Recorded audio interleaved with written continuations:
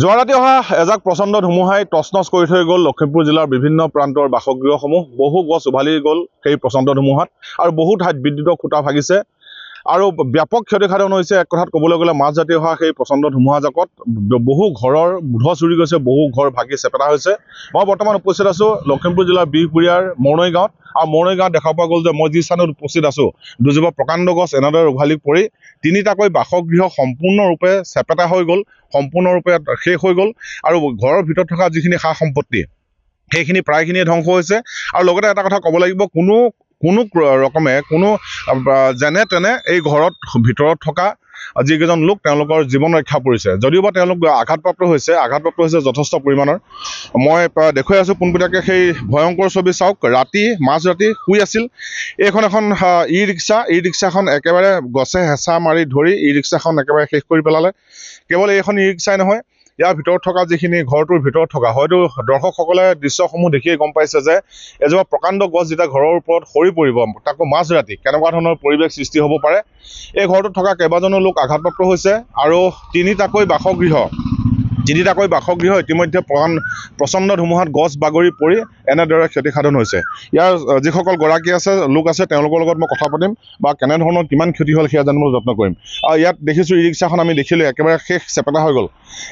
মুঠ ঘৰ তিনিটা আছিলে নহয় জানো? আৰু কিমান মানুহ আঘাতপ্ৰাপ্ত হ'ল? হয়, এতিয়া যোৱা নিশা প্ৰচণ্ড ধুমুহাত তিনিখনকৈ বাসগৃহ ধুমুহাত তছনছ হৈ যায়।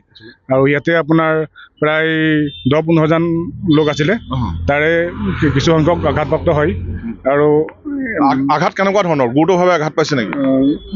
ইমান গুৰুত্ব নহয়, মানে কোনোমতে প্ৰাণ ৰক্ষা কৰি ওলাবলৈ দৰ্জা ভাঙি ওলাবলৈ সক্ষম হয়। আৰু এগৰাকী বিধৱা মহিলা তেখেতে বিচনা শুই থকা অৱস্থাত গোটেই ঘৰ তেওঁ মানে টিনৰ পৰা ধৰি বা গছ মানে বুকু মানে বিচনাত ওপৰতে পৰিছে। এটা কথা ক'ব পাৰিব যে তিনিটাকৈ বাসগৃহ আমি দেখিলে একেবাৰে শেষ হৈ গ'ল। বাসগৃহসমূহৰ গৰাকীৰ নাম ক'ব পাৰিব নেকি? গৰাকী হৈছে আছিয়া খাতুন, আজাউদ্দিন শ্বেখ, মফিজা বেগম। তেওঁলোকৰ কণ ল'ৰা ছোৱালীও আছিলে? কণ ল'ৰা ছোৱালীও আছিলে নহয় জানো? বৃদ্ধ আছিলে। কোনো ৰকমে তেওঁলোকৰ প্ৰাণ বাচিছে, আঘাতপ্ৰাপ্ত হৈছে, কোনো ৰকমে প্ৰাণ ৰক্ষা কৰিছে। মেডিকেলতো লৈ যোৱা হৈছে। মেডিকেলত লৈ গৈছে। দুখ পাইছে আপুনি? ৰাতি যিহেতু সাজু হৈ নাছিলে আপোনালোক, নহয় জানো? সাজু হৈ আছিলো, মানে ঘৰ পৰি আছিলে, আমিও মানে গম পোৱা নাই, দৌৰ মাৰি ওলাইছো আৰু তেনে ওলাইছো। মই পুনৰ মোৰ সহযোগী যে দৃশ্যসমূহ এক ভয়ংকৰ দৃশ্য বুলি ক'ব লাগিব। চাওক যে এজোপা প্ৰকাণ্ড গছ পথৰ কাষত থকা লালুক আৰু বিহপুৰীয়া সংযোগী পথৰ কাষতে থকা প্ৰকাণ্ড দুজোপা গছ তিনিটাকৈ বাসগৃহৰ ওপৰত বাগৰি পৰিলে।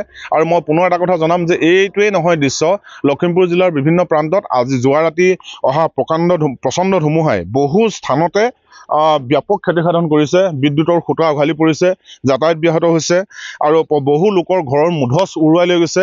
আৰু আচলতে ক'বলৈ গ'লে 10:30 বজাৰ পৰা 11 বজাৰ ভিতৰত সেই প্ৰচণ্ড ধুমুহাজাক আহিছিল আৰু কোনো মানুহ শুবলৈ আৰম্ভ কৰিছিল। যিহেতু গ্ৰাম্যাঞ্চল, মানুহ শুবলৈ আৰম্ভ কৰিছিল, তাৰ পিছতে সেই প্ৰচণ্ড ধুমুহাজাক আহিছিল, কোনো সাজু হৈ নাছিল। আৰু এটা ক'ব লাগিব যে পথৰ কাষত থকা যিসমূহ পুৰণি গছ, এটা কথা কওঁ যে পথৰ কাষত থকা পুৰণি গছ, এই গছসমূহৰ শিপাবোৰ ইতিমধ্যে পচি গৈছে, যথেষ্ট বয়সীয়াল গছ এইবোৰ। কিন্তু কৰ্তৃপক্ষৰ কোনো কাণসাৰ নাই, যিহেতু এই গছসমূহ যে যিকোনো মুহূৰ্তত এজাক ধুমুহাত বাগৰি পৰিব সেই কথাটো সকলোৱে অনুমান কৰে। কিন্তু ধুমুহা অহাৰ পূৰ্বে বা ভাগি পৰাৰ পূৰ্বে কোনো ব্যৱস্থা গ্ৰহণ নকৰাৰ কাৰণে আজি এনেদৰে তিনিটাকৈ বাসগৃহ দুজোপা গছৰ হেঁচাত পৰি একেবাৰে শেষ হৈ যাবলগীয়া হ'ল। জীৱন জীৱিকা নিৰ্বাহ কৰি থকা এখন ই ৰিক্সা চেপেটা হৈ গ'ল। আমি দেখুৱালোঁ ইতিমধ্যে দৰ্শকসকলক। কেৱল সিমানেই নহয়, মানুহ আঘাতপ্ৰাপ্ত হৈছে আৰু ভিতৰত থকা সা সম্পত্তি সকলোখিনি বিনষ্ট হৈছে।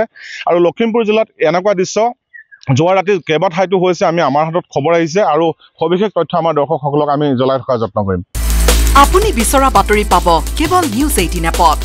নিউজ 18 এপ ডাউনলোড কৰিবলৈ স্কেন কৰক এই QR কোড।